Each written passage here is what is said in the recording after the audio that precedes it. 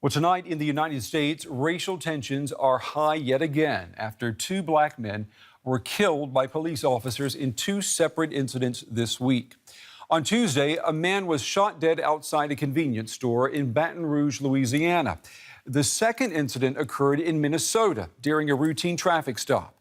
The immediate aftermath of the deadly shooting was live streamed on Facebook by the victim's girlfriend. Now, the video was so graphic, so disturbing, we cannot show it in its entirety. No justice, no peace. What do we want? Justice! When do we want? Now! What do we want? Outrage and anguish after yet another killing of a black person at the hands of US police. Outside the Minnesota governor's mansion, these protesters want justice for Philando Castile, shot 4 times in front of his daughter and girlfriend. She live-streamed the aftermath to Facebook. And the police he's covered. They killed my boyfriend. He's licensed. He's licensed to carry. He was trying to get out his ID and his wallet out his pocket, and he let the officer know that he had a firearm and he was reaching for his wallet, and the officer just shot him in his arm. Philando Castile, who was 32, worked at a local school cafeteria. He was later taken to hospital where he died. During the stop, shots were fired. One adult male was taken to the hospital. We have been informed that this individual is deceased. No one else was injured, and the BCA has been called in to investigate this officer-involved shooting. A handgun was recovered from the scene.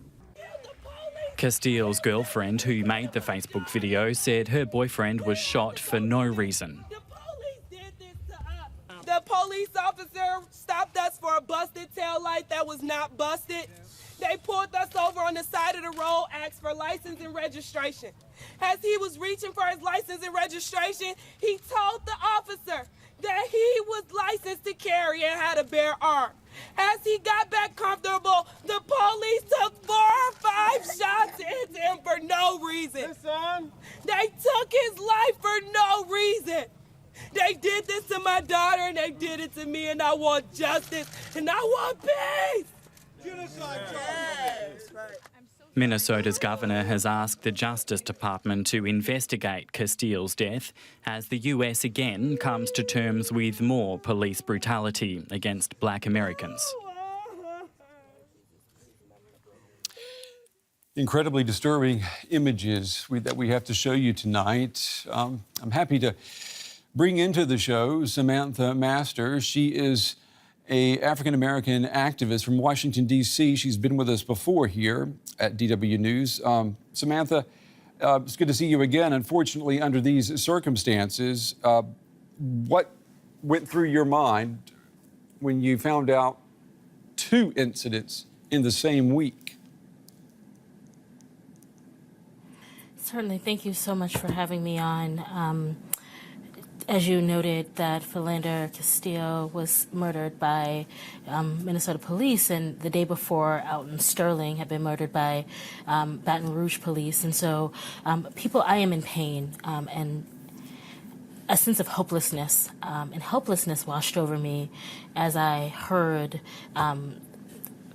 Mr. Castile's girlfriend talk about how he was murdered in front of her and their child. Have you seen the video that was live streamed on Facebook? I haven't. I have a personal practice of not watching black people be killed and maimed. But I am deeply familiar with this type of violence, and we've seen it before. We saw it with Sandra Bland. We're coming up on the 1-year anniversary of her death at the hands of Texas police. We saw it with Eric Garner and Tamir Rice and Ayanna Stanley Jones and Maya Hall, and there's a litany of people who have been killed by police in this heinous and vicious fashion. It is a long list. So I don't need to see the. Yeah, you don't need to see, exactly, you don't need to see the pictures to know what we're talking about. The governor of Minnesota has said that he does not believe that if the man driving the car had been a white man, that he would have been shot or that he would have been treated that way. Now, you've got the governor of Minnesota saying that. What can be done? I mean, I know there's a lot of mourning, there's a lot of pain in the United States, but you know, in some attempt to be constructive, what can be done to change this horrible situation?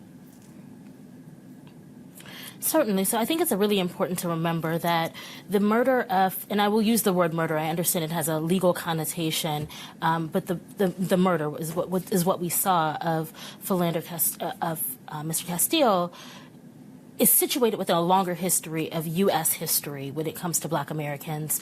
What we know is that the culture of policing comes out of a culture of the patty rollers who were charged with identifying and capturing people who had been enslaved, who were running away to freedom. We know that the history of police violence against Black Americans is as old as the history of policing itself. And so when you ask what can be done, I am always called to Miriam Kibe's ideas of abolition, that we must abolish the police. And to abolish the police does not mean that citizens are roaming around with AK-47s, kind of because that's in what's this happening. way of like community policing. But Right. Samantha, let me but just, what it does mean is that. let me just interrupt you for a second, Samantha, because I want to pick up the topic about guns in the U.S. You know, we watched that video from Minnesota, and two things really stuck out that I think need to be discussed. One was the victim was also carrying a gun, and he told the police officer that he had a gun on him. Both the police officer and the victim had a gun. And you can see the police officer in this video, and the police officer is visibly traumatized and as if not knowing what to do. So what about the role of guns and weapons in the United States? Do you think that goes hand in hand with the racism?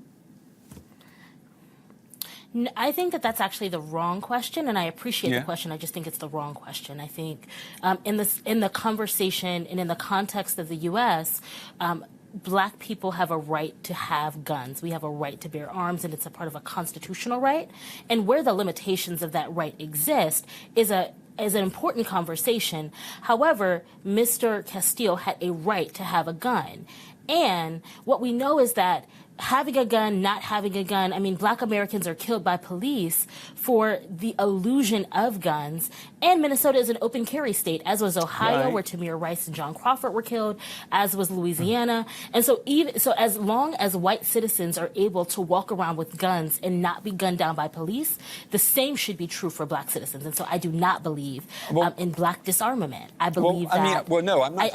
I don't think that's the right question. I'm not talking about Black disarmament. I'm talking about the fact that guns are so prevalent. I mean, you also have people in the U.S. saying that if the people in that Orlando gay nightclub, if they had all had guns on them, then there would not have been a massacre. And I'm sure there'll be people out tomorrow saying in Minnesota, if that gentleman had two guns on him, then he could have shot the police officer first. But that's just a spiral of violence that we're seeing there. Certainly, you know, that's not something that's going to help anybody. Certainly. Does America have a gun problem? Absolutely. Would Mr. Castile not having a gun have saved him? Absolutely not. And so I think that decoupling the type of police violence that we see with Mr. Castile and with the ubiquitous and problematic gun culture of the United States is really important, because the question isn't about, and the problem isn't about whether or not citizens who carry guns are unfairly targeted by police. The question is, why did the police have such a visceral reaction to Black people doing any number of things, from sleeping to playing to riding their bikes to being with their families? You know, before we run out of time, let me just ask you, what would you like to see happen, you know, concretely now? I would like to see the officers who killed Mr. Castile I would like to see them fired. I would like to see them arrested. I don't think that's justice, but I do think it's a start. I would like to see us start taking a tally of the police-involved shootings in the United States. I would like police culture to be reformed, to be completely abolished in its current iteration. And there are several instructive policy guides to allow that to happen, which include things like ensuring that police officers, when they are like in this traffic situation, that they don't have guns on them, that they are not able to carry guns. I think this is more of it's not a question of cultural competency training. It is a question of the culture of white supremacy and police violence that foments the types of murders that we see all too often in the United States. And so I want to see that change. Okay. Samantha Master, a African-American activist based there in Washington, D.C. Samantha, thank you very much for talking with us on the day. We appreciate it.